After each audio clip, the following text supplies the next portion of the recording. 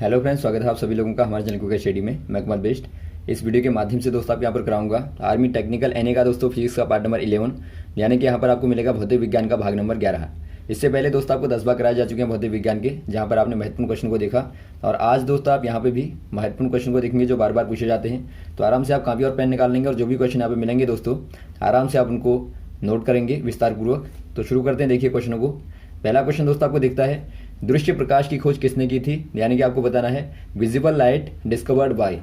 दोस्तों यहाँ पर देखिए जो विजिबल लाइट है यानी कि जो दृश्य प्रकाश है दोस्तों, विजिबल लाइट को आप जानते हैं यानी कि जो दृश्य प्रकाश है, ये दोस्तों आपका कौन सा वाला पैटर्न होता है जो आप देखते हैं। पैटर्न आता है दोस्तों आपका 400 nm से लेके 700 nm तक, यानी कि दोस्तों जो वेवलेंथ का यहाँ पर पैटर्न होता है, यहाँ पे वेवलेंथ का है। वेवलेंथ यानी कि जो तरंग दैर्ध्य होती है, 4 nm कहने का मतलब है दोस्तों 400 नैनोमीटर से लेके 700 नैनोमीटर तक। यहाँ पे दोस्तों वॉयलेट होती है और यहाँ पे रेड होती है, यानी कि लाल अधिकतम तरंग दैर्ध्य वाली, और वॉयलेट यानी कि बैगनी दोस्तों कम से कम तरंग दैर्ध्य वाली, यानी कि VIBGYOR जो आप देखते हैं। तो ये दोस्तों आपका विजुअल पैटर्न कहलाता है। तो आपको बताना है इसकी खोज किसने की थी, आपको बताना है ये दोस्तों की गई थी न्यूटन के द्वारा। न्यूटन यहाँ पर हो जाएंगे, ऑप्शन नंबर आपको डी वाले में दिया है तो आप डी वाले में टिक करेंगे। और साथ में यहाँ पर देखिए दोस्तों आपको जॉन रिटर दिया है पहला वाला। तो जॉन रिटर के द्वारा दोस्तों खोज की गई थी यूवी की, यानी कि अल्ट्रावायलेट या फिर आप कहें दोस्तों पराबैंगनी किरणों की खोज की गई थी, यानी पराबैंगनी किरणों की दोस्तों खोज की गई थी। नेक्स्ट वाला आपको दिखता है हेनरी बैक्यूरेल ने। बैक्यूरेल ने क्या किया था दोस्तों, बैक्यूरेल के द्वारा खोज की गई थी रेडियो एक्टिव वेव्स की, यानी कि दोस्तों रेडियो एक्टिव तरंगों की खोज की थी बैक्यूरेल ने। आप इसको भी नोट कर लेंगे। और मार्कोनी ने क्या किया था दोस्तों, मार्कोनी ने दोस्तों वायरलेस वेव्स की खोज की थी, या फिर आप कहें दोस्तों जो आपकी वायरलेस तरंगे हैं तो उनकी खोज की थी, यानी कि उनको डिस्कवर किया था। तो ऑप्शन नंबर यहाँ पर हो जाएगा डी वाला, और साथ में आप इनको भी याद रखेंगे। और आप जानते हैं एक्सरे की खोज की थी दोस्तों रॉन्टजन ने, तो आप सारे इनको याद रखेंगे। अगला क्वेश्चन दिखता है दोस्तों आपको, पानी की सतह मिट्टी के तेल के कारण इंद्रधनुष बनाती है, ये रीजन क्या होता है आपको बताना है। यानी कि दोस्तों आपको पूछा गया है, if a kerosene oil pour in water then layer of water look like rainbow colour due to. दोस्तों यहाँ पर देखिए आपने देखा होगा, यदि आप वाटर में दोस्तों एक यहाँ पर छोटी सी ऑयल पोर को देखें, यानी कि आप देखें मिट्टी के तेल की दोस्तों, यहाँ पर ऑयल पोर जो होती है वहाँ पर यदि लाइट गिरती है दोस्तों तो आप देखते हैं रेनबो बनता है। रेनबो यानी कि इंद्रधनुष आपको दिखाई देता है। तो इसका क्या रीज़न होता है आपको बताना है, यानी कि कौन सा वाला प्रिंसिपल दोस्तों यहाँ पर लगता है। पहला आपको दिया डिफ्रैक्शन ऑफ लाइट, दूसरा आपको दिया रिफ्लेक्शन ऑफ लाइट, तीसरा आपको दिया डिस्पर्शन ऑफ लाइट, और चौथा दिया है आपको ए एंड बी बोथ। यहाँ पे देखिए दोस्तों आपका होता है रीज़न, पहला होता है दोस्तों आपका डिफ्रैक्शन ऑफ लाइट और सेकेंड होता है रिफ्लेक्शन ऑफ लाइट, यानी कि प्रकाश का दोस्तों विवर्तन भी होता है। विवर्तन होने के कारण दोस्तों प्रकाश यहाँ पे फैलेगा, स्प्लिट होगा, और यहाँ पे जो रिफ्लेक्शन होगा उसके द्वारा दोस्तों आपकी आंखों तक पहुँचेगा। तो आप कहेंगे परावर्तन और दोस्तों विवर्तन दोनों ही होते हैं, ऑप्शन नंबर डी वाला। यहाँ पर थोड़ा सा आप समझेंगे दोस्तों, जो आपका डिफ्रैक्शन होता है और जो डिस्पर्शन होता है दोनों में अंतर क्या होता है। यहाँ पर देखिए जो आपका डिफ्रैक्शन होता है दोस्तों, माना यहाँ पर आपने कोई स्प्लिट ली, मान लीजिए आपने इस प्रकार का यहाँ पर लिया प्रकाश दोस्तों, पहले यहाँ पर स्टेट आता है, ये आपका स्टेट में प्रकाश आता है, लाइट आती है, और यहाँ पे दोस्तों बेंट हो जाती है, इस प्रकार से आपकी बेंड होती है। तो ये बेंट होना ही दोस्तों बेंडिंग ऑफ लाइट ही आप इसी को क्या कहते हैं दोस्तों, इसी घटना को आप कहते हैं डिफ्रैक्शन ऑफ लाइट, यानी कि प्रकाश का विवर्तन कहते हैं। और यदि दोस्तों लाइट, यदि माना कोई प्रिज्म आपने लिया, यहाँ पे इस प्रकार का आपने प्रिज्म लिया और लाइट आती है यहाँ से, और यहाँ से दोस्तों आपकी अलग अलग प्रकार से स्कैटर हो जाती है या फिर आपके स्प्लिट हो जाती है। स्प्लिट होना ही दोस्तों ये आपका विक्षेपण कहलाता है, यानी कि ये आपका डिस्पर्शन कहलाता है। तो यहाँ पर आपका प्रिज्म के द्वारा होगा डिस्पर्शन, और यहाँ पर जो होगा स्लिट के द्वारा ये आपका डिफ्रैक्शन होगा। तो आप दोनों में अंतर कर लेंगे। तो यहाँ पर ऑप्शन नंबर आप डी वाले में टिक कर देंगे, और यदि केवल आपको डिफ्रैक्शन दिया होगा तो आप डिफ्रैक्शन में टिक करेंगे। अगला क्वेश्चन देखिए दोस्तों, पुल गुंबद के आकार के डैडेज से मुक्त करने के लिए बनाए जाते हैं, यानी कि आपको बताना है bridge are made up of dome shaped to reduce the. दोस्तों यहाँ पर देखिए आपने डोम शेप देखा होगा, डोम शेप कहने का मतलब है यानी जो गुंबद के प्रकार का होता है। गुंबद यानी कि दोस्तों आप देखते हैं जो पुल होते हैं इस प्रकार के शेप के होते हैं दोस्तों, यहाँ पर कुछ इस प्रकार से होता है, ये आपके बने रहते हैं। यानी यहाँ पर दोस्तों बहुत पतला होता है, इस प्रकार से गुम्बद का शेप होता है, और यहाँ पर आपका ज़्यादा बेस होता है। तो ऐसा क्यों होता है आपको बताना है। ये कौन सी वाली चीज़ को रिड्यूस करने के लिए यहाँ पर बनाया जाता है। पहला आपको दिया सेंटर ऑफ ग्रेविटी को, या फिर मास को, या फ्रिक्शनल फोर्स को, या फोर्स ऑफ एयर को। ये दोस्तों बनाया जाता है सेंटर ऑफ ग्रेविटी को रिमूव करने के लिए, या फिर आप कहें दोस्तों गुरुत्व केंद्र को दोस्तों यहाँ से हटाने के लिए। आप जानेंगे यहाँ पर जो गुरुत्व केंद्र होता है यानी कि सेंटर ऑफ ग्रेविटी क्या होती है। यदि आप देखें दोस्तों, माना आपने कोई यहाँ पे प्लेट ली, आप सिंपल एग्जांपल देखेंगे। यहाँ पर आपने कोई मान लीजिए कोई प्लेट ली, या फिर आप कहें दोस्तों कोई आपने तख्ता लिया, तो आप एक व्यक्ति को यहाँ पे बिठाते हैं, एक को यहाँ पे बिठाते हैं, और जहाँ पे दोस्तों दोनों सेंटर में बैलेंस हो जाएंगे यहाँ पे बेस पे, वही दोस्तों आपका कहलाता है सेंटर ऑफ ग्रेविटी। यानी कि जहाँ पर आप कहेंगे ऑब्जेक्ट का दोस्तों टोटल वेट कॉन्सेंट्रेट होता है, यानी आप यहाँ पर कहेंगे एट CG यानी कि centre of gravity total weight of an object is concentrated. यानी दोस्तों आपका कोई वस्तु है, उसका लगभग सारा भार उसके गुरुत्व केंद्र पर ही दोस्तों क्या रहता है, कॉन्सेंट्रेट रहता है, यानी कि एक प्रकार से आप कहेंगे संरक्षित रहता है। तो इसी को दोस्तों आप कहते हैं सेंटर ऑफ ग्रेविटी। यानी जहाँ पे सेंटर ऑफ ग्रेविटी होगी दोस्तों, वहाँ पे वेट ज़्यादा होगा, यानी कि मैक्सिमम होगा। तो इसीलिए दोस्तों यहाँ पर देखिए, माना आप यहाँ पर डोम शेप नहीं बनाएंगे पुल को, तो यहाँ पे क्या हो जाएगा दोस्तों, पुल के गिरने का भय रहेगा। माना आपने इस प्रकार का पुल बना दिया, यहाँ पे इस प्रकार का आपने बना दिया, तो इससे क्या होगा दोस्तों, यहाँ पर आप देखते हैं वेट ज़्यादा हो गया, और इससे यहाँ पे टूटने का ज़्यादा खतरा रहेगा। यदि आप इसको यहाँ पे डोम शेप बना दें, तो आप देखते हैं यहाँ से जो CG होगा दोस्तों, यानी कि सेंटर ऑफ ग्रेविटी होगी, रिड्यूस हो जाएगी, और इससे दोस्तों यहाँ पे इसके गिरने के चांसेस बहुत हद तक कम हो जाएंगे। तो यही रीज़न होता है। तो ऑप्शन नंबर आप ए वाले में टिक कर देंगे, सेंटर ऑफ ग्रेविटी। अगला क्वेश्चन देखिए दोस्तों, कौन सा व्यंजन कूलाम का नियम को व्यक्त करता है। यानी आपको बताना है which formula shows coulombs law. यहाँ पर पहले आप कूलाम्स लॉ को जानेंगे दोस्तों। जो कूलाम्स लॉ कहता है दोस्तों, क्या कहता है, माना आपके पास में दो चार्जेस हैं, एक पॉजिटिव चार्ज है दोस्तों, आप इसको प्लस Q मान लेंगे, और यहाँ पे एक आपके पास में नेगेटिव चार्ज है, आप इसको माइनस Q मान लेंगे, और दोनों का आपने सेपरेट कर दिया R डेस्टिनेशन पर, यानी कि R दूरी पर।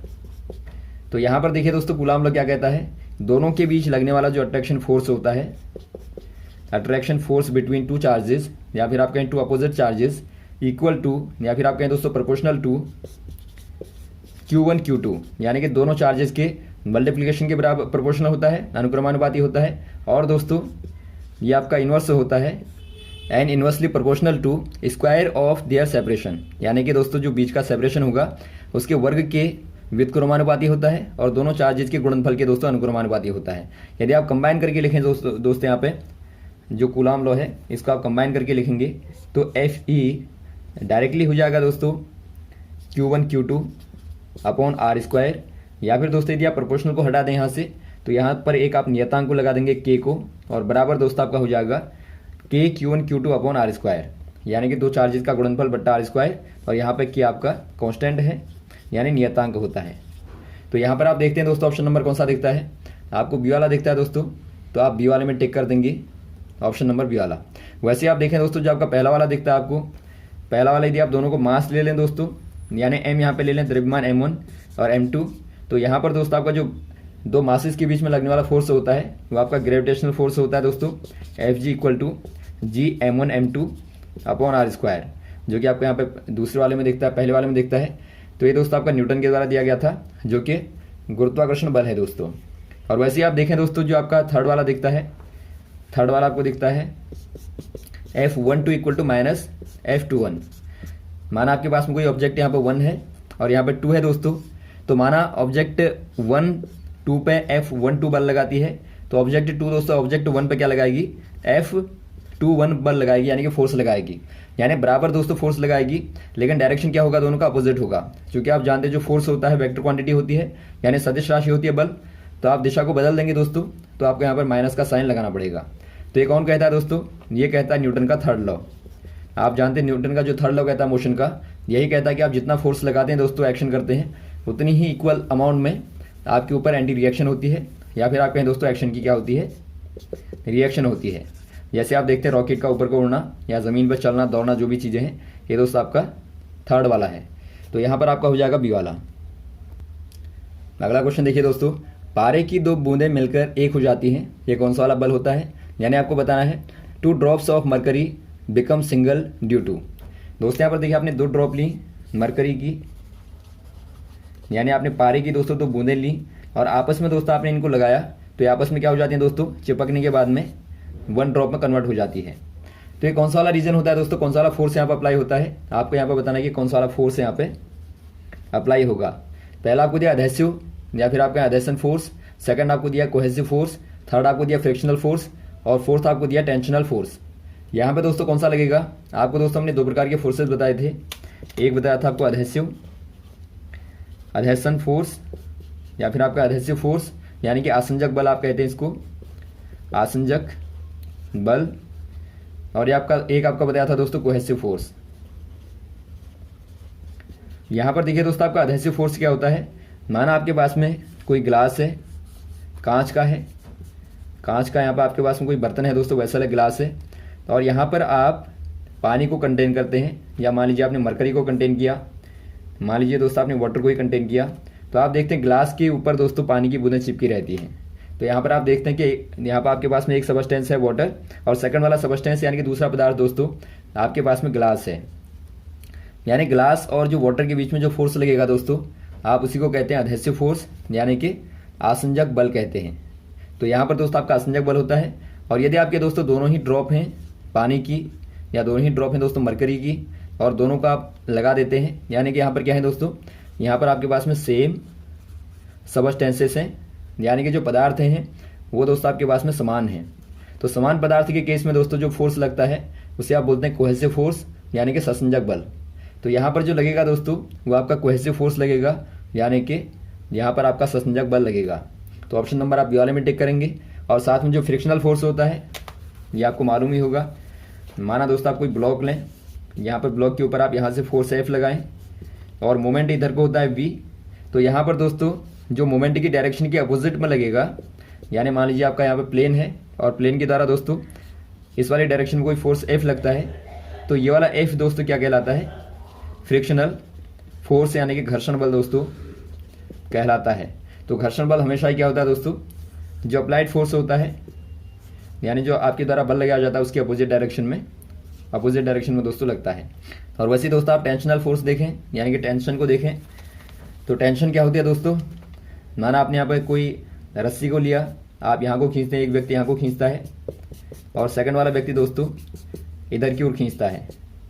तो यहाँ पर आप देखते हैं बीच में क्या होगा दोस्तों, बीच में एक प्रकार का तनाव होगा, एक प्रकार की टेंशन होगी, तो आप इसी को कहते हैं टेंशन फोर्स। या फिर आप स्प्रिंग को लटका दें दोस्तों यहाँ से, तो यहाँ भी आपका टेंशन फोर्स लगता है। तो आप इनको भी नोट कर लेंगे। अगला क्वेश्चन देखिए दोस्तों, एक m द्रव्यमान की वस्तु v वेग से केंद्र से r दूरी पर घूम रही है, यदि बल की दिशा बाहर की ओर हो तो बल का मान क्या होगा? यानी कि आपको बताना है दोस्तों, if an object of mass m revolve with velocity v from rest and destination from centre is r, if direction of force is outward then value of force is. दोस्तों यहाँ पर देखिए आपको फिगर भी दिया है बाकायदा।